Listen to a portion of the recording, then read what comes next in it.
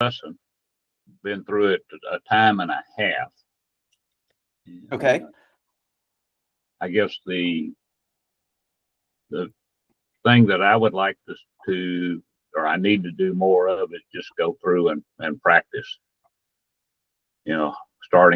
Setting a chart at the hard right edge and trying to see what I'm looking at and see if that actually plays out. Mm-hmm. So I haven't. I figured out a bit of how to do that in TradingView, so I'm working on that. Well, when you say that you're figuring out in TradingView, do you mean using that backdate feature? Backdate, yeah. Like when you go, or I mean replay, like you go to replay, and then let's say that we wanted to replay Tesla from over here. Mm-hmm.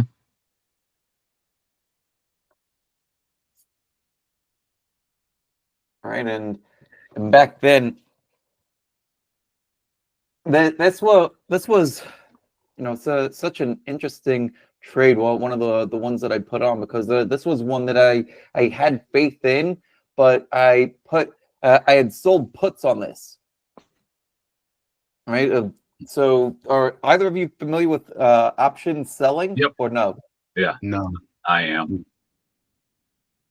Okay, so are you familiar with what options are? I've heard of it, but I've never personally ventured into options. Okay, so in brief, options allow you to buy or sell a contract at a certain price at a certain time.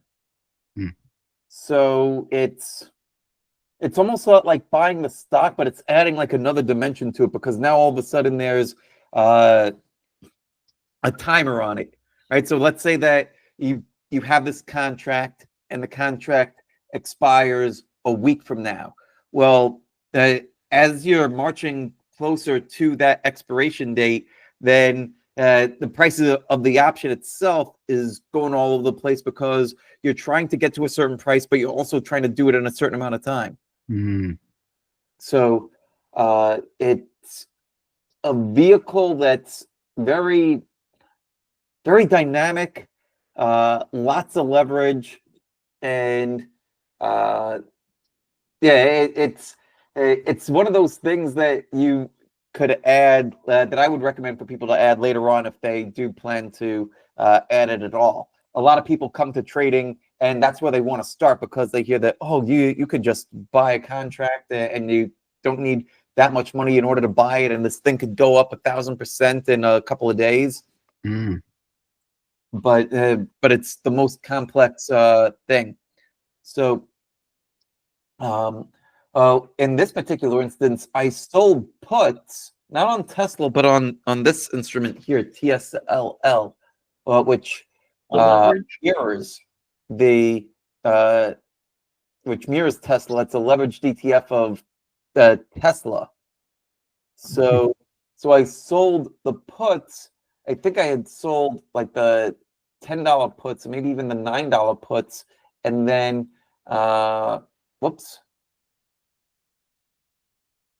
Yeah, then this happened. Now it fell a little bit, but when it fell, yeah, it gapped down, and then I'm sitting with it, right? So say I sold it for $10 or $10.50, I own it at $10.50 while it's trading down here, because I decided, you know what, I'll take delivery of the shares. And so that works. While it's trading sideways like this, one of the strategies that I like to use, if it does get put on me, is to sell the price where it was put on me. So Bruce, you kind of understand a little bit of this strategy, because it's almost like you're renting the shares. Right. So you collect the premium when you sell the put. You could also collect more premium when you sell the call. And so that's what I did with this. And then eventually price ended up ripping higher, and I still had plenty of the position. And when it pulled back like this, I had bought more calls, and that's what led to like in this account, like it's crazy. Yeah, those numbers would be nice. Now, are you allowed to sell anytime during the contract, or do you have to wait till it ends to then get rid of it? No, you could sell whenever you want. Okay. You could sell whenever you want. If it finishes what's considered out of the money, right? So in this instance, let me put the annotations back on. So let's say that you buy, or you own the contract here, right, at that price, at that strike. But let's say at expiration, that it finishes down here. So if this is a call and it finishes down here, but your option is up here, it just expires worthless, right? Because you have a contract to call shares away at this price, but price is a lot lower than that. So nobody's going to, nobody's interested in getting it at this price down here if it's, if your contract is already up here. Right. Now, the way that you make money on calls sometimes, right? So let's say this is still the price of your call option, but price runs all the way up here. Well, now this is very valuable because at expiration, you could sell your call option at any point, but if it gets to the expiration date, then you have the right to purchase these shares at this price. Oh, wow. Wow, that's powerful. Yeah, and that's why there's so much leverage with options. Wow. Yeah, because I did take a trade in Tesla, and I took a 1-share trade. You know, I'm Bruce. Good morning, Bruce. I'm still new to this, brand new, and I just been trading with very, very small shares, and I did that with Tesla, and you know, I did come out of it green, which was nice. But just learning the skill set of following it as it's going up, putting in a new stop as it goes up, and then finally making sure I have profit, and then it finally stopped me out. But it stopped me out with $8. You know, I made $8 on that share. So that was, when I think about it now in hindsight, depending on how many shares I would have bought, if it played out that way, I would have made a nice little chunk of change. Exactly. I was in a doctor's office when the market opened at 8:30 on the day that we had that alert in play, and they had basically no internet availability. Oh, so I just missed the, it's like serendipity. It can happen to you. So Yes, I missed that whole trade. Yeah, that's happened to me plenty. But there's always another trade. Absolutely, and that's the thing that took me a real long time to learn. It's something that I understood. It's right away. It's something that it took me almost forever to learn. And something else that I've really, it's like in a little label at the bottom of my monitor, is if you don't know where you're getting out, you can't get in. That's very important too. And so, because what happens if you get it, in the past, I would get into a trade and it kind of worked, but not kind of work, and go back and forth. And you find out that you're spending your day looking at one ticker, seeing what's going to happen if you can finally get it to work a little bit your way, and maybe you get back to a break even or something, and you just waste time. So if I ever find myself in something like that due to some stupid tack that I've taken, I just get to the end of the day and just exit it and say, okay, let's spend our time better. So, to put it out there, and I think I've mentioned this a couple of times, but I'll mention it here again. I think it's one of those things that's good to mention a few times. All the stuff that is in here in the open trades and the action list and all of this, like these are all of the what I would consider more of the basic or more of the fundamental kind of trades that I end up taking. The ones that are more easily manageable, where you could set up most of it at night on the weekend. At least have an alert set for the ones that have alerts, so that way if you are available, great. If you're not available, well, the same thing would happen to me if I'm not in front of the screen. The stuff with options and all that, like that's I need to really figure out if I would ever want to put it into this, where it would be like, oh well, here's all the because it tends to be so dynamic that it's difficult to explain in real time, but it's something that if we're going back and reviewing, well, here's the mechanics of doing it, it makes it a lot easier in that way. Does that make sense? Yeah, I spend a lot of time reading through your playbook, and then I'll go back in time and look. Which leads me to a question. Can you go to a specific day in a playbook? Like, say I wanted to see what you actually had on the focus list last Thursday. Last Thursday, yeah. So I know you shared that drive with us, but when I open up one, it looks like it's the whole week. Okay. Yeah, so this gets updated. The playbook is once a week. So if I update the focus list, I'm so let's say that this is Monday. Right. Tuesday, I'm copying and pasting over this. Over this. Okay. Yeah. So if you miss a day, because I've been part of my deal is I've gone back and I'll grab a copy of the focus list in the in the neighborhood each day just to watch, see what's changing there. I just have them pasted in columns so I can look side by side.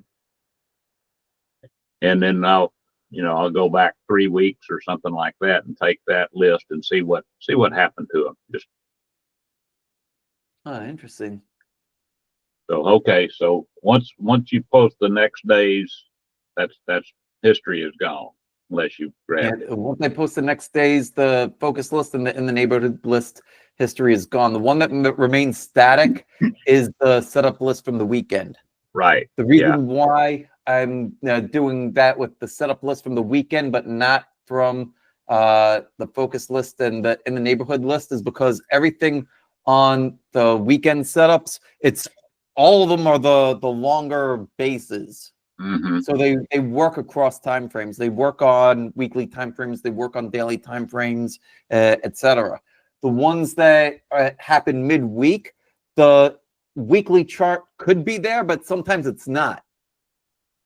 Sometimes the weekly chart's not done developing yet. So that's why rather than track every single thing, I've been sticking to just the weekly stuff. Got you.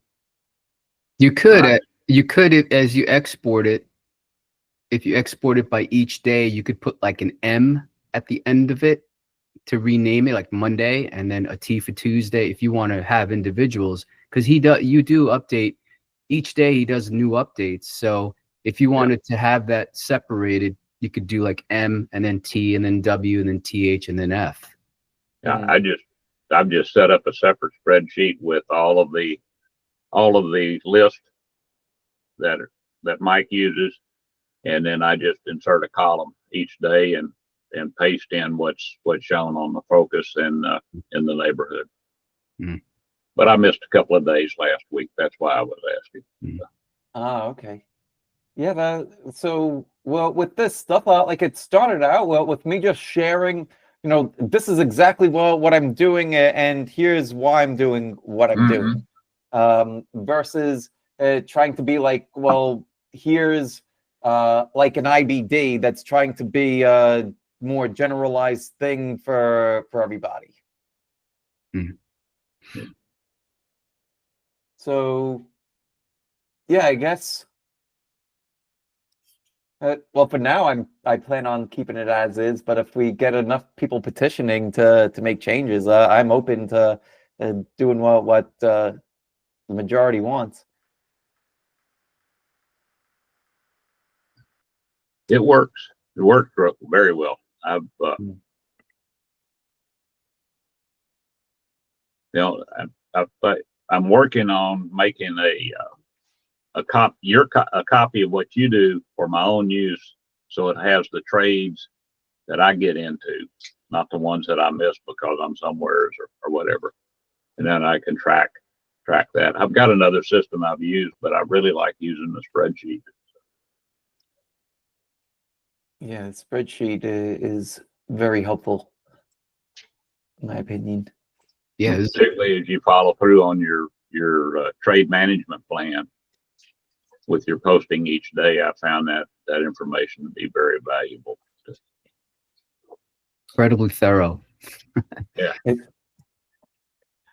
It's good to get into the habit of just going in and like each day, right? So each day it'll be like, oh, bros, all right, let's see what bros did, and then I'll have the chart up like this. Well, that's Tesla.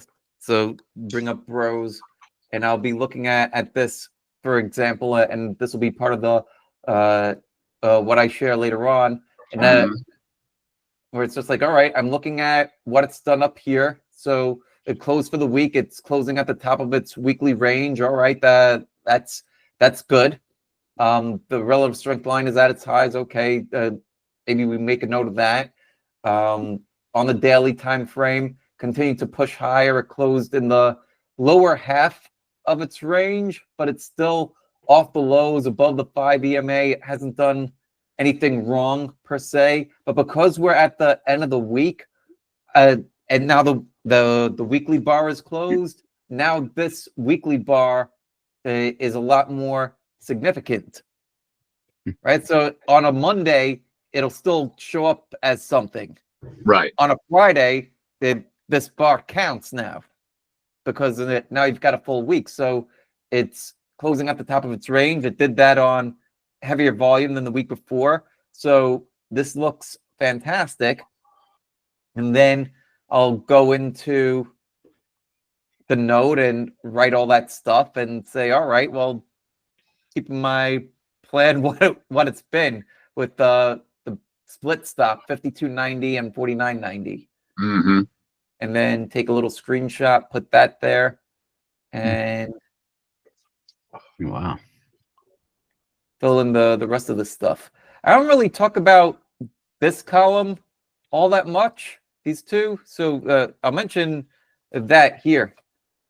So this is something that I picked up from Mark Minervini. He mentioned it in one of his books. I forget which one, but two things that he likes to track, whether he's still actively doing it like in a format similar to this, or if it's more of a mental thing.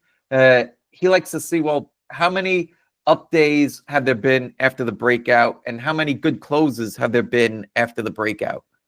Because if you start to have numbers where, you know, it's lopsided to the well, there's negative close after negative close after negative close, and down day after down day after down day, then this probably isn't going to be a trade that works out too good. Or you have one where you're like app and you're up 5 out of 5 days and you have 4 out of 5 good closes. Well, let's say that extends for another week or two, and then all of a sudden you start to see it shift. Then that's something else that could remind you that, oh, the dynamic of this trade is starting to shift, and you might take action. Okay. Mike, Mike, can you go into a little bit more detail, because you've got good closes, Well, what's a good close? If it's not an up day, what's a good close? Very good. Good question. So you could actually take your mouse and roll it over this, right? And it should pop out a note. Yeah, I actually clicked on it and then it popped out that little note. So good is defined as either upper half of range or tight. Tight being very low volume. Daily range is minimal. Okay, so it could be a down day, but with low volume, you would consider that a good close. I'm Right, sorry. right. So let's find some on this chart here. All right, so let's see, like this here. That's a down day, but that would be a good close. Do you know why? Yeah, Upper it closed at the upper half of the range. and above Right, the exactly. moving Volume. average. Right, it closed in the upper half of its range. That's enough to make it be a good close. But in this case, it also closed. It shot below the 5 EMA. It recovered and it closed back above it. So that's a real good close. This is an example of weakness that's being bought.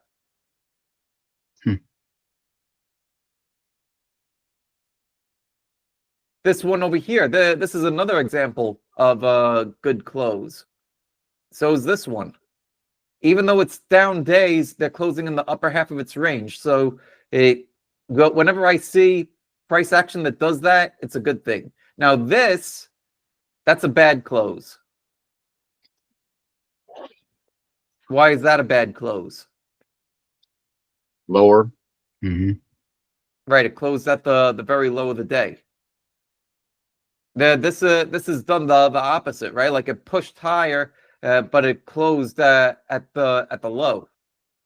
Now, just because that happens, we're going to see all types of closes. The longer a trade goes, the more you're going to see a variety of types of price action. Just because you see that, it doesn't mean abandon ship. Well, you've got 4 days of relatively tight closes too. So you're right. So there's those things that are positive. Now, all that looking at this chart and trying to stare at it and trying to think through, well, what's positive, what's negative here, that actually used to drive me nuts. Right. So that's where I decided, you know what? I'd rather have some better rules around how and when I'm going to sell. So I really have 4 types of exits. I think that you guys know the types of exits that I have. Yeah, Daniel, you too. You mentioned that you read the Trading Mind Wheel, right? Yes. Going through it slowly again. Yeah, so you're familiar with the 4 types of exits. There's profit taking, selling into strength. Then there's the backstops.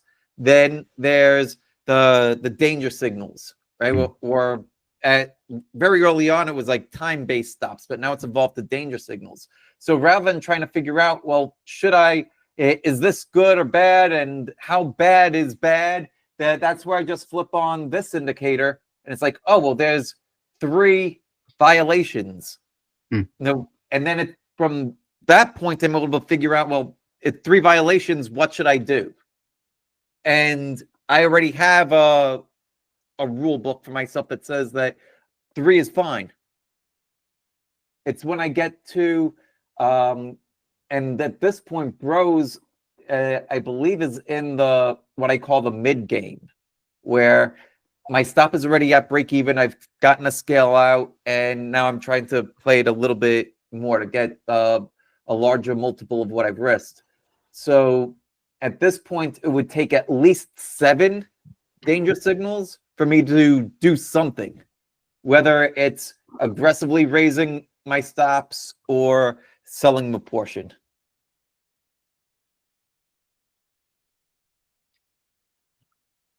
Mike, Yeah. let's say Bros, because you've got 6 days, the last 6 days it's been trending up.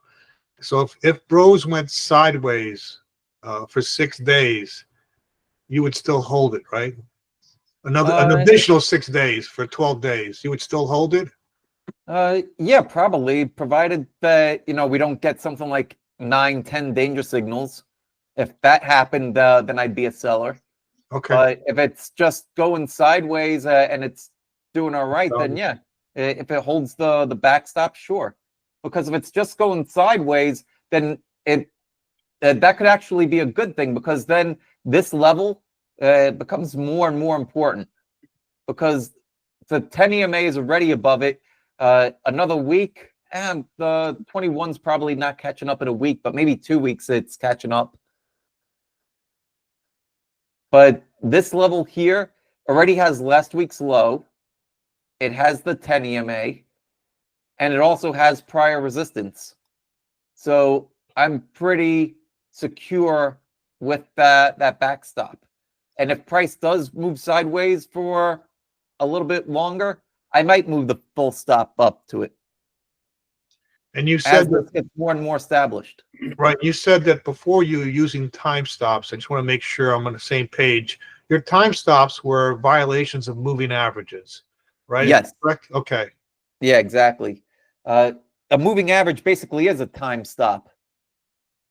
Right? Okay. Like a 10-day exponential moving average, eventually 10 days will catch up to where price action is. And if the price just keeps on going sideways or even down a little bit, then that moving average will roll over. Right. Right. And at that point, you would exit, or you would move your stop up. Well, that's why I switched to danger signals versus just using moving averages, because Okay. sometimes a test of a moving average is perfectly fine. Other times a test of a moving average isn't so good. And there could be other things at play.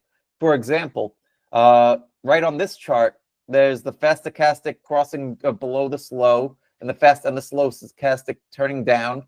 Now, not everybody uses stochastics. I've done so, and I might not even use it in the same way other people do. A long time ago, Stu was another coach in this program.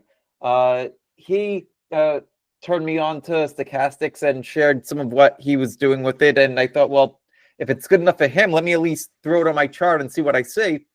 And eventually what I noticed was that, well, when the stochastics start to roll over, then it tends to be that, oh, momentum could be coming out of the trade. It's not enough for an outright sell, but enough danger signals tips the boat over. And sometimes it makes me exit a trade prematurely, but there have been plenty of times where it saved my butt. Where there's been, all right, I'm out early on a few trades, but on a couple of others, there have been epic collapses within maybe a week. Yeah, well, one of those happened earlier this year. I forget the example, but yeah, Bruce, Sal, you've been here. You've been here for a while. Do you remember that? I was just thinking back, trying to rememst what that was. Yeah, but I know what you're talking about, but I can't remember the ticker. I can't either. Yeah, because I remember it just out of nowhere. It's like, good thing the danger signals got us out of that. For myself, I would, in a situation like that too, I think what would play for me to feel comfortable staying if it's trading sideways, based upon where I'm at right now in my development, is how close is my entry to where it starts to trade sideways. I think I felt if I was too close to where it starts trading sideways, I'd probably jump out, just because it could, what is it going to do? Is it going to go down, or is it just going to shoot up? So, oh yeah, exactly. And that's why I have different danger signal thresholds depending on where I'm at in the position. So if it's starting out down here, right, like on day one, it has a lower threshold. It's 6 danger signals and I'm gone.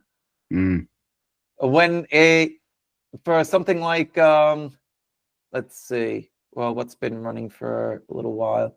Oh, you know what? I wanted to share coin as an example. All right, so coin, this day right here, that was a nasty day. Mm-hmm. Right? Price had jumped up, had a nice gain on it, sold some into strength, then it did this, right? Other times, before danger signals, I would have been freaked out and I would have sold. But now with the rules and having studied the rules, right? So it's not just, oh, well, here's something that I read in a book. This is something that I've actually gone and studied. It's like, well, can I continue to gap down? Yeah, but I also know that 4 danger signals isn't enough for me to do anything. We're in a scenario where I placed my stop at the correct location. If it gets tagged, it gets tagged.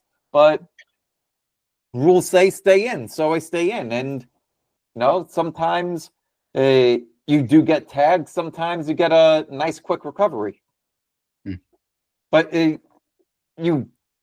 something else that I learned too is that you've got to stick with the rules, because it's the rules that will allow the large trades to happen, right? Like earlier in the year with Reddit. Now, I'm already out of Reddit, but I was able to capture the move from down here to about right here.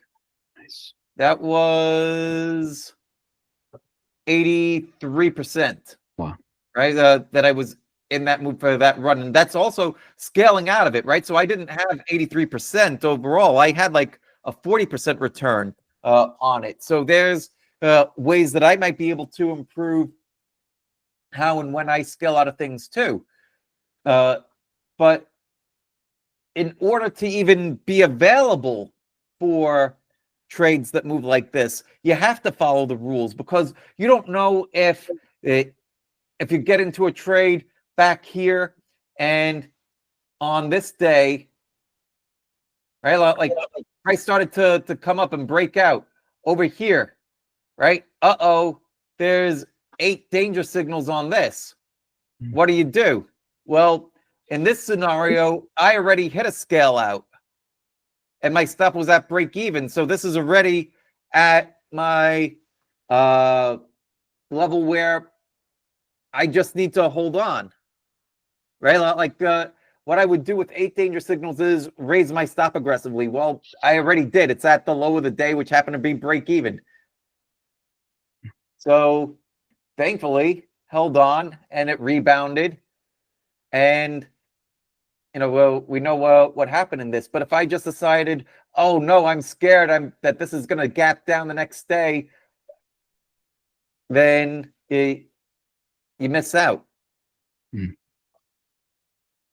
don't know which ones are going to be the big winners. You don't know which ones are going to be the losers. You just have to have rules that cut losses short, let winners run. And that's what basically all the market wizards have said in one degree or another. And it's true. It's what works. And it's taken me a long time to be able to say that statement with this level of confidence.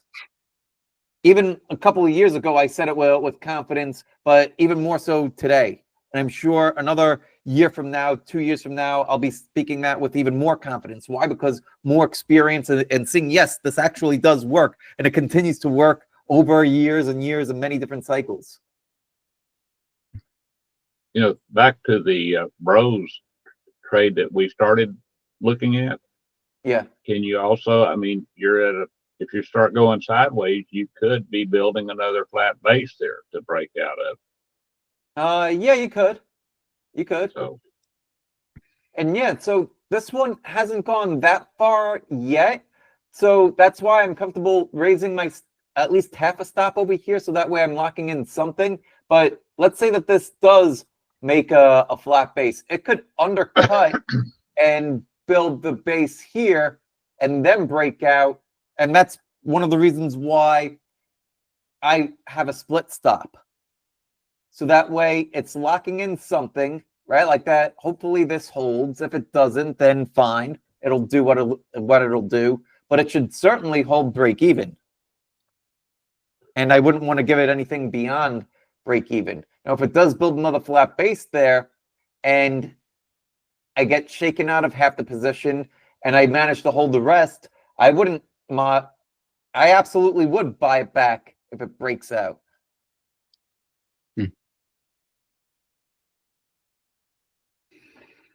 But like everything, it would need to be a high quality setup. Right.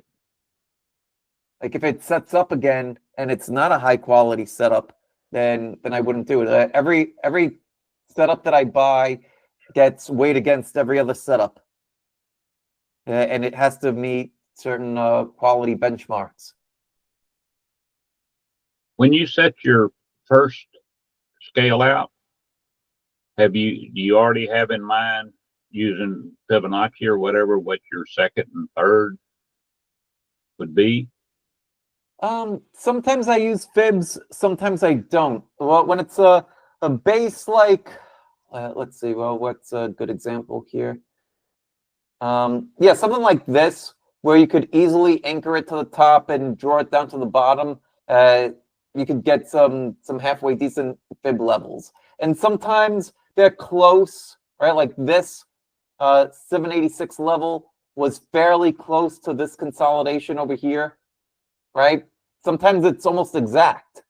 When it's kind of a funky looking thing like this, or like this, it's difficult to do a Fibonacci extension, so I left it off there. Same thing with this. Okay.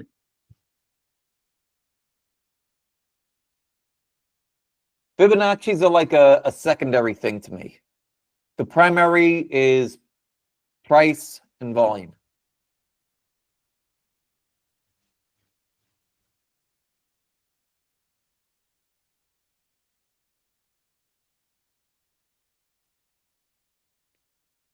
Good morning, Alberto. It's been a minute. How you doing? I can't hear you. Yeah, your microphone is off.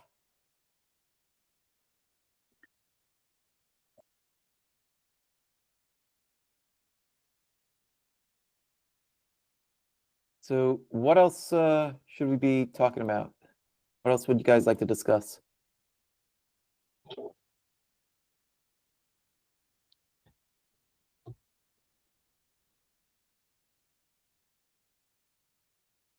Mike, do you have any particular, or do you even utilize any news sources? Is there anything that you read outside of market hours or look at? No, certainly not as it pertains to the market. Okay, so Um, you're not a follower of IBD and or little- No, it's pretty funny to be the leader of the New York City IBD meetup and to not be a subscriber to the paper. But that's not to say that it's a bad paper or anything like that, because it was fantastic. It's what helped me get my start. It's what I used the paper as a study guide. So I would, when I finally got my bearings going, I would do my own analysis, and then I would see how close did it match what the paper said. And as it got closer and closer and closer, and then it started to match, and then I started to be able to analyze and then look at the paper and be like, oh, like I already knew what was going to happen, that, oh, this was going to be a distribution day. There's this number of leaders, etc. Then it's like, all right, I don't need the training wheels anymore. And I was able to, set it aside.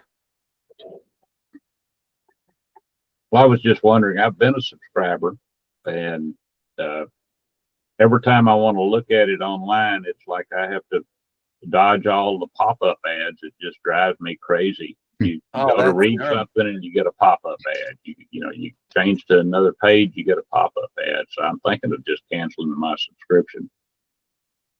Yeah, that's not, if you're paying for the subscription, they should limit the ads. Yeah, I agree with what he's saying, and I think that we need to voice our opinions more strongly with the people in charge of the paper, because I've told them about that. They're going to lose subscribers because it's you end up stop using the service or looking at the online stuff because you're constantly getting bombarded with ads. Mhm. Well, and they were actually bought by Dow, weren't they? Yes. Yep. They're part of the Dow family. Yeah. Wall So I Street get Journal. the journal. I can look at that. Yeah, it's funny because the journal doesn't do that, right? It's just they're doing that. It's a Yeah. shame. Mm. Yeah. Oh, Alberto was asking Alberto. about RBRK. What are your thoughts on RBRK? Worth looking at for a potential continuation move? Right now, it's extended. Mhm. The I don't know how you could get much more extended than this. Now, it had this gap, right? So I'm going to turn off the annotations and I'm going to turn off the danger signals and I'm going to zoom out on this. And yeah, you know what? I would consider this a breakaway gap, right? So there's different kinds of gaps. There's breakaway gap, a continuation gap, and an exhaustion gap. Now, what's the difference between those three? So when you're early in the move and you get that first gap up, that would be a breakaway gap. That's what we got there. Now, if we have a gap that's, I don't know, say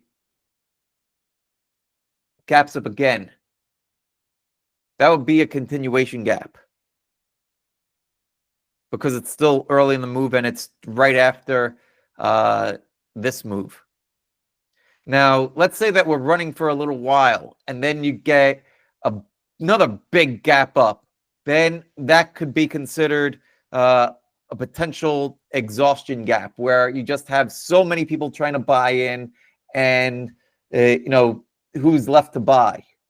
That kind of scenario. Now, the kind of action that you would get on an exhaustion gap does kind of look reminiscent of this, right? Because you have a volume that's the heaviest volume since the IPO, and you end up closing in the bottom of the range. So why is this not an exhaustion gap? The reason why it's not is because you're still very early in the move, right? The IPO is only back here in April.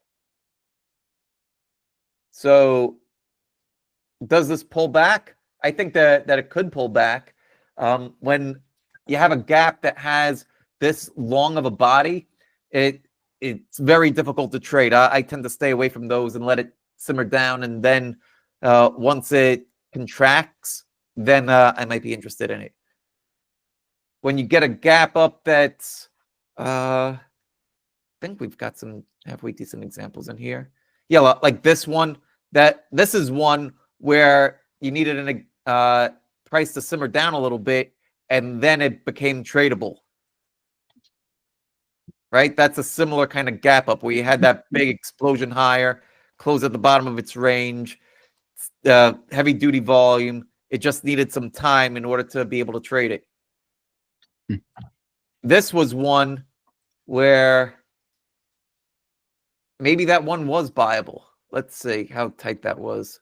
Actually, no. 12%, that's too loose. Too steep. But if you're very active, well, we could have done set an alert at the high of the gap. See where it opens. Right? So let's go back to that day. This could be a good exercise. Right? So here's that bar, 9:30. And this gapped up on Thursday, November 7th. Traded sideways. And then this is the opening bar the next day. So when price breaks through like that, you could place your stop right under all this. There's your shelf. That's why I like to use 30-minute charts. Because every now and again, when you have, especially on a very strong mover like this, you'll find intraday shelves. And when price starts out moving like this, that to me, that's confirmation that, okay, this should not be violated. And if it does get violated after that kind of move, then fine, I'll call it quits right there. but that's a way to tighten it up. And you could have gotten an 8% stop on that. And on a stock that moves, what does this move per day? 7% per day, that an 8% stop is reasonable.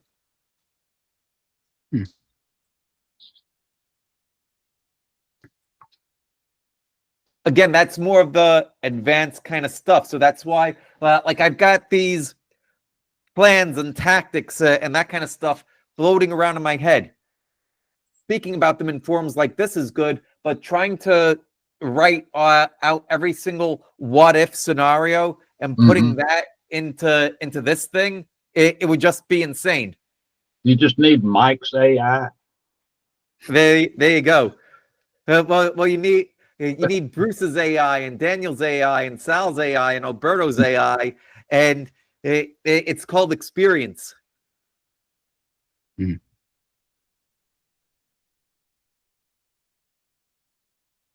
Yeah, it's the muscle memory of having done this so many times and fallen and made so many mistakes, and then actually going back and looking at closed trades and seeing, well, what worked, what didn't work, coming up with good questions to ask myself.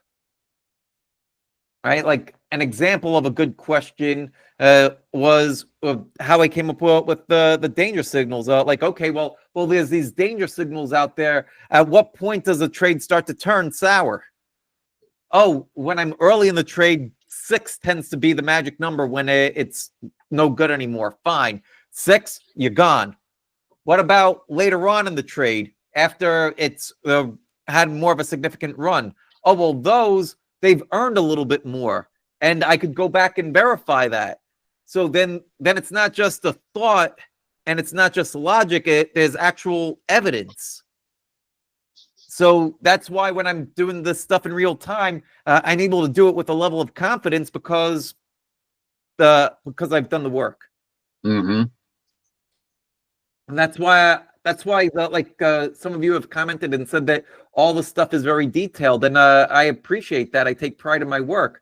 But the reason why, or one of the reasons why I do so much detail is to share with you how to do the work and the type of work involved, because all of you could do this kind of stuff.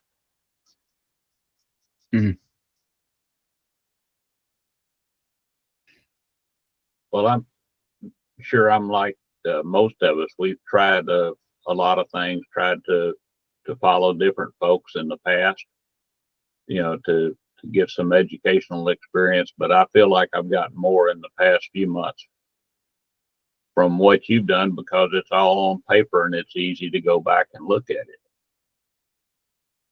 And then the fact that you've got the links to all the charts, that's great, because you can pop up that chart and see what's going on.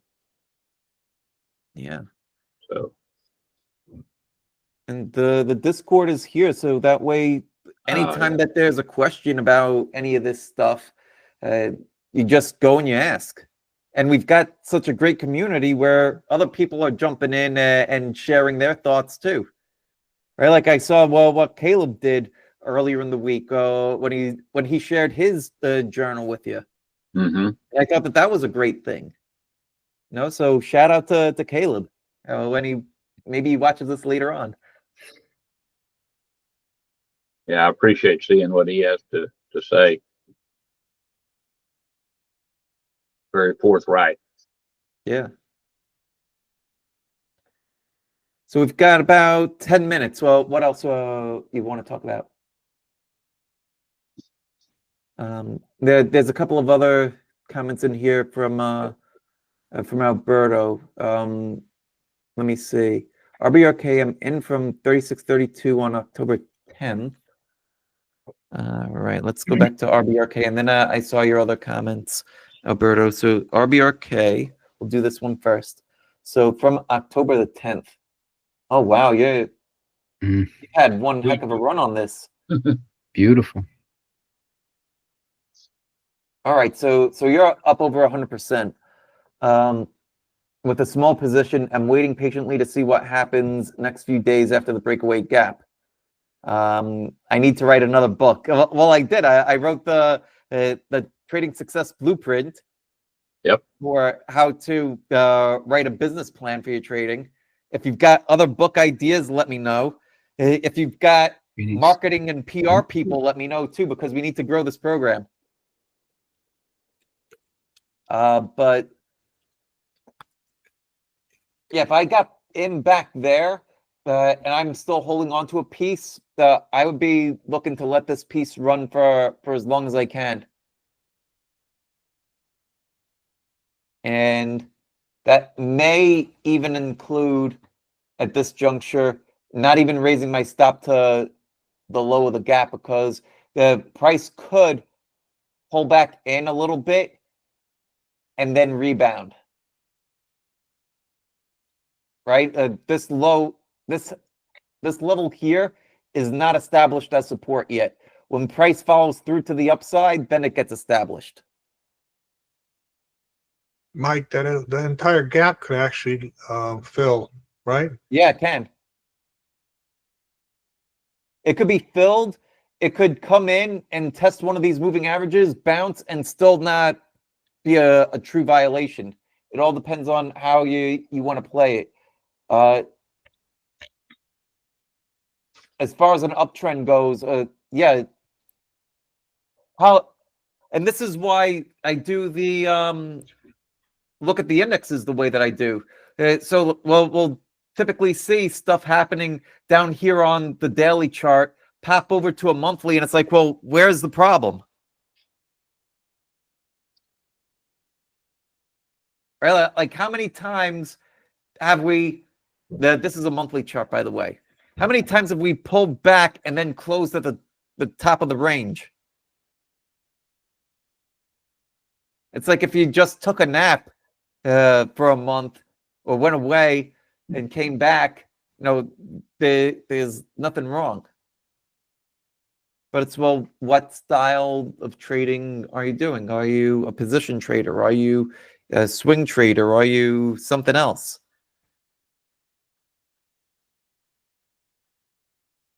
For me, I'm not even sure what I would classify myself as. Probably a swing trader, but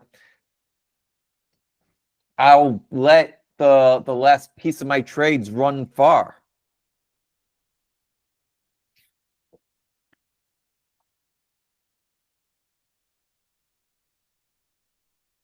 Yeah, some great IPO performance this year. Reddit, A-Lab, RBRK.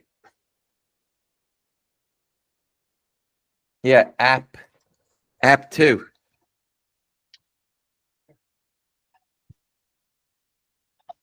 Yeah, I think, correct me if I'm wrong, Alberto, but you're the one that mentioned this being a climax run, right? Or thinking that it was. I still think that it's too early to be a climax run. Personally, anyway. Like, it got to 400, it tested 400, and it popped right through it. It settled back below it, but so far, at least on the daily, this does not look like climactic action. Like, generally, we would start to see the bars get even more wider and looser. Price would be even more extended above some of the moving averages. And well, when did this thing IPO? Yeah.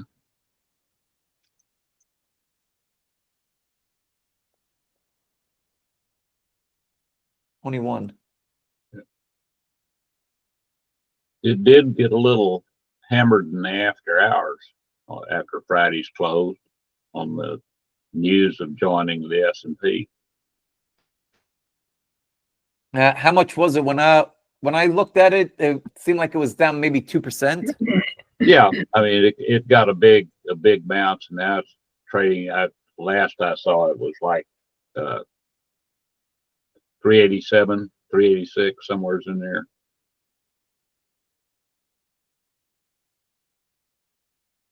Yeah, even that's not that bad. No, within the scheme of where we've been trading. Like since breaking out so far, it's made a higher daily high, and a higher daily low each day. Hmm. So even if it did open, say, in the 385 area and then it pushed up, it would still be doing basically the same thing that it's been. Same thing. Yeah.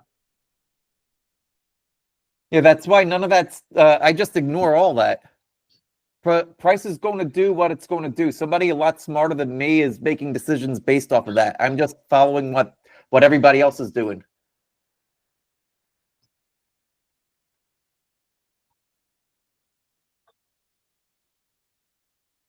Alberto, do you make a point of following IPOs?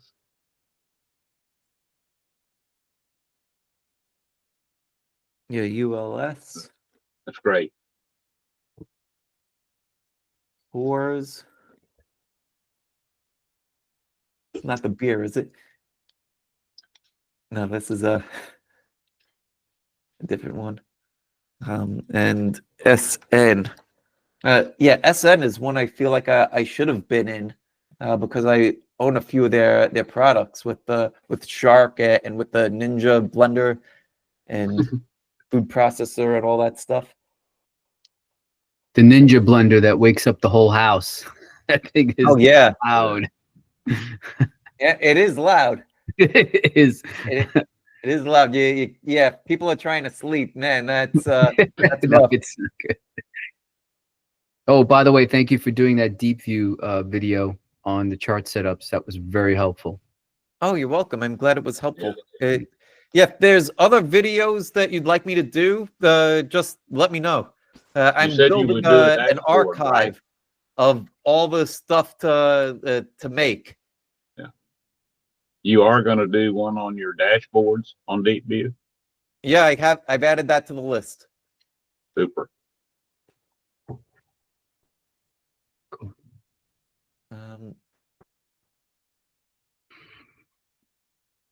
Yeah, the Deep View is such a great tool. It really is. Let me see, where's the... Do I have it open? Got too many tabs open here. Yeah, here we go.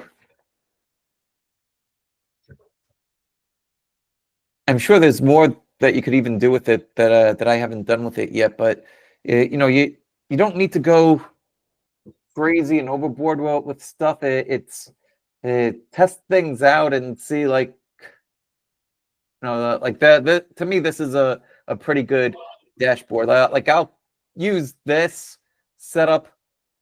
That every once in a while I'll just look at a giant heat map, like if I'm looking at my universe list, so that way the tickers are nice and big and the boxes are a little bit bigger.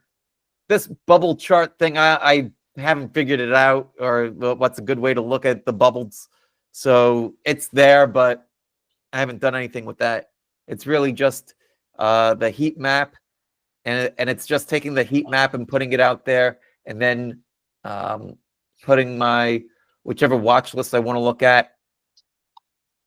I've got the price percentage change for the current week and the weekly closing range as my presets.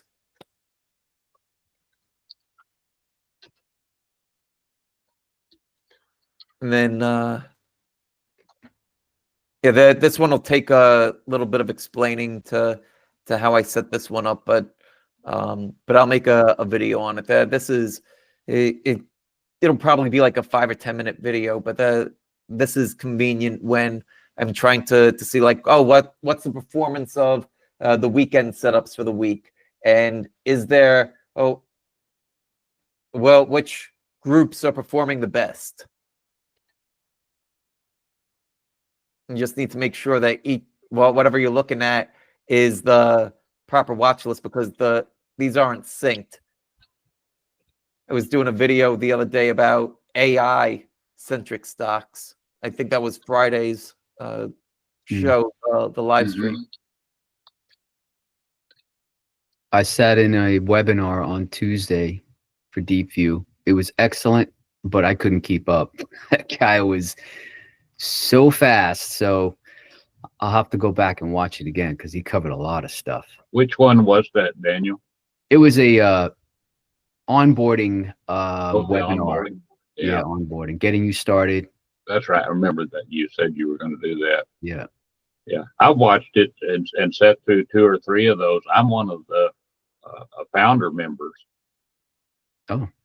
of DeepView, and it's still like opening a brand new present every time you go into it. And they've added something, and you got to go see how to apply it. It's an overwhelming, but it's fantastic. Yeah, those guys have really done a sensational job, and that they keep on adding more and Yeah. more stuff like every month. It's everything that I wish that Market Smith would have been. Yep, I agreed. We're taking you past your cutoff time, Mike. Yeah, I gotta get going too. I'm gonna go work out. Going to the gym with my wife. So you guys enjoy the rest of your weekend. Everybody have a Thanks, great you too. one. All right, take care, everybody. Thanks for this. This has been super. Yeah, thanks Mike, again. I got a quick See you guys. question. Just before you leave, Mike, What's up, Sal? is there anything in Market Surge that, you know, you've moved on to DeepView, but is there something in Market Surge that you wish DeepView had?